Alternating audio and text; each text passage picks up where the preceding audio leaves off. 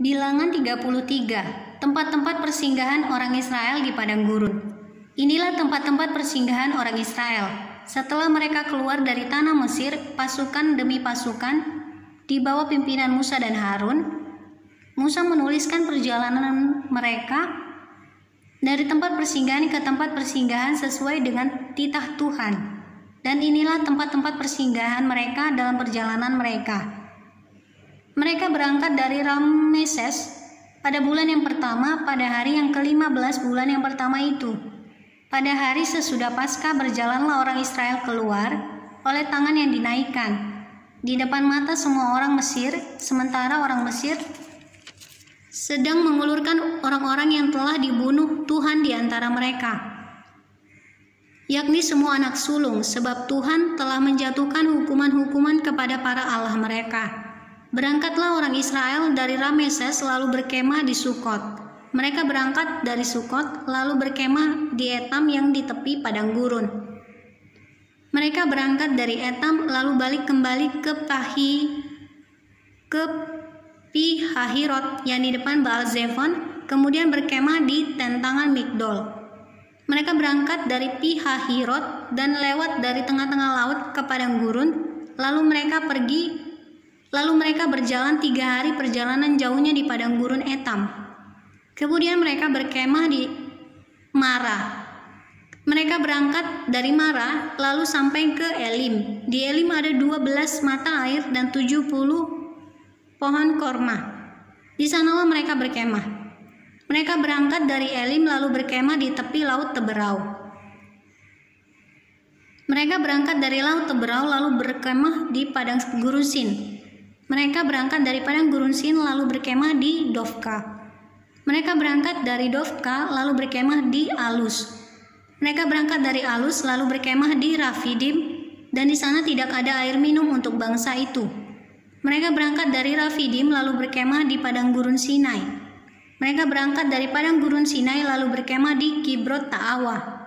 Mereka berangkat dari Kibrot Ta'awa lalu berkemah di Hazerot.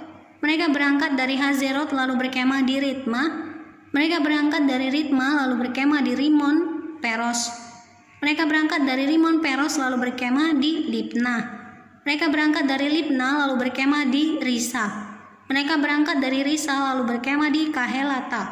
Mereka berangkat dari Kahelata lalu berkemah di Harsyafer. Mereka berangkat dari Harsyafer lalu berkemah di Harada. Mereka berangkat dari Harada lalu berkemah di Makhelot. Mereka berangkat dari Makhelot lalu berkemah di Tahat. Mereka berangkat dari Tahat lalu berkemah di Tarah. Mereka berangkat dari Tarah lalu berkemah di Mitka. Mereka berangkat dari Mitka lalu berkemah di Hasmona. Mereka berangkat dari Hasmona lalu berkemah di Moserot. Mereka berangkat dari Moserot lalu berkemah di Bene Yaakan. Mereka berangkat dari Bene Yaakan lalu berkemah di Hor-Gidgad. Mereka berangkat dari Hor-Gidgad. Mereka berangkat dari Hor-Gidgad lalu berkemah di Yotbata. Mereka berangkat dari Yotbata lalu berkemah di Abrona. Mereka berangkat dari Abrona lalu berkemah di Ezion Geber. Mereka berangkat dari Ezion Geber lalu berkemah di padang gurun Zin, yaitu Kades. Mereka berangkat dari Kades lalu berkemah di Gunung Hor di perbatasan tanah Edom. Ketika itu Imam Harun naik ke Gunung Hor sesuai dengan titah Tuhan, dan di situ ia mati pada tahun ke-40 sesudah orang Israel keluar dari tanah Mesir. Pada bulan yang kelima pada tanggal 1 bulan itu Harun berumur 123 tahun ketika ia mati di Gunung Hor. Pada waktu itu raja negeri Arad orang Kanaan itu yang tinggal di tanah Negeb di tanah Kanaan mendengar kabar tentang kedatangan orang Israel. Berangkatlah mereka dari Gunung Hor lalu berkemah di Zalmona. Mereka berangkat dari Zalmona lalu berkemah di Funon. Mereka berangkat dari Funon lalu berkemah di Obot. Mereka berangkat dari Obot lalu berkemah dekat reruntuhan di Abarim di daerah Moab. Mereka berangkat dari reruntuhan itu lalu berkemah di Dibon-Gad. Mereka berangkat dari Dibon-Gad lalu berkemah di Almon Diplataim. Mereka berangkat dari Almon Diplataim lalu berkemah di pegunungan Abarim di depan Nebo. Mereka berangkat dari pegunungan Abarim lalu berkemah di dataran Moab di tepi sungai Yordan dekat Yeriko. Mereka berkemah di tepi sungai Yordan dari Bet Yesimot sampai ke Abel Sitim di dataran Moab. Apa yang harus dilakukan sesudah tanah Kanaan direbut? Tuhan berfirman kepada Musa di dataran Moab di tepi sungai Yordan dekat Yeriko, "Berbicaralah kepada orang Israel dan katakanlah kepada mereka, apabila kamu menyeberangi sungai Yordan ke tanah Kanaan, maka haruslah kamu menghalau semua penduduk negeri itu dari depanmu dan membinasakan segala batu berukir kepunyaan mereka.